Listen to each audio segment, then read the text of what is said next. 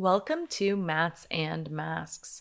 There are a few ways that we can create masks in TouchDesigner, so let's get started. I'm going to double click on my network editor and create a movie file in top.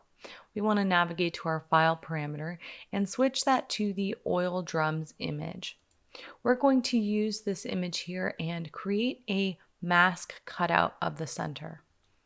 So in order to do that, I'm going to double click again and I want to add a rectangle top.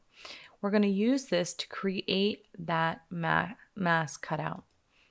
We can add a composite top and we're going to composite these two together. So I'm going to pull my movie file in connector wire into my composite and do the same for my rectangle. Right away, we can see that we have that nice mask cutout. However, it is getting squished and the resolution is pretty low. And that's because if we click on our composite, navigate to our transform page, we see that our fixed layer here is actually set to input 2 when we want it to be input 1. Fixed layer is essentially where we are getting our resolution and aspect ratio from. So we want to make sure we're preserving the input here of our image that we're trying to mask. And rather than having our prefit overlay parameter set to fill, which is what's happening here, why this square is getting stretched, we're going to set it to fit best. And so now that will place this rectangle overlaid on top of my composite. And I have a nice cutout here of my oil drums. We can also use a handy operator here for creating masks and mats, and it is the mat top. The mat top composites one input over a second input and then uses a specified channel of the third input as the mat. So here we see we have 3 inputs, and what we want to do, let's move that over there so we have a little bit more space. We are going to double click on our network and add a movie file in. Navigate to our file parameter, and we are going to set that to our trillium. Next up here, we want to add another movie file in, and let's set that to our Metler 3 image. Lastly, we need to add another movie file in, and that is to create the matte effect. So let's drag our first movie file in connector wire to our first input, the second movie file in, which is also movie file in 3 in our case, and then lastly the banana to our third input. Right away we can see that we do have a nice matte effect here.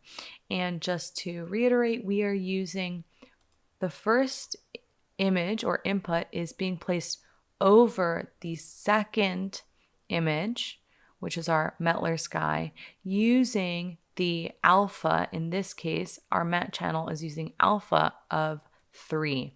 So 1/2 with the alpha of 3. If we make our movie file for active, our banana, and right click on it, we can switch to our alpha display mode. And that's where we can see how we are indeed pulling the alpha channel to be able to create this matte effect. One more technique that we can use is rather than using alpha, we can actually use luminance to be able to create our matte.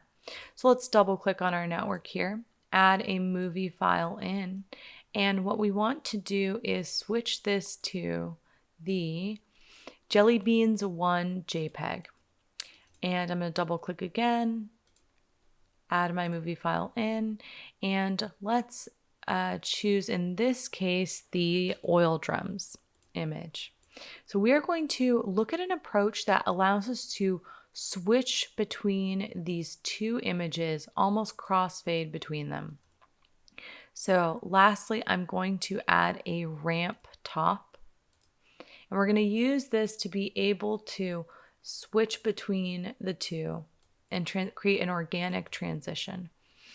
So lastly, we of course need our matte, so we want 1/2, and in this case we're going to use the luminance of 3. We're not seeing anything change yet, and that's because what we want to do is we want to change our matte channel operation here in the matte parameter dialog, we're going to switch that to luminance. And now that we have luminance selected, we can actually see that there is indeed a gradient happening here between our oil drums and our jelly beans. If we click on our ramp and navigate to the phase parameter and move it from left to right, we can see how we are indeed creating a gradient between the two, a transition between the two. However, there is this hard line. So for our extend left, rather than repeating, which is what we're seeing here, the edge is being repeated, we're going to instead select hold. And then we'll hold the end of our phase. And now you can see how we can transition between these two using the luminance of our matte channel. So that's working with mattes and masks.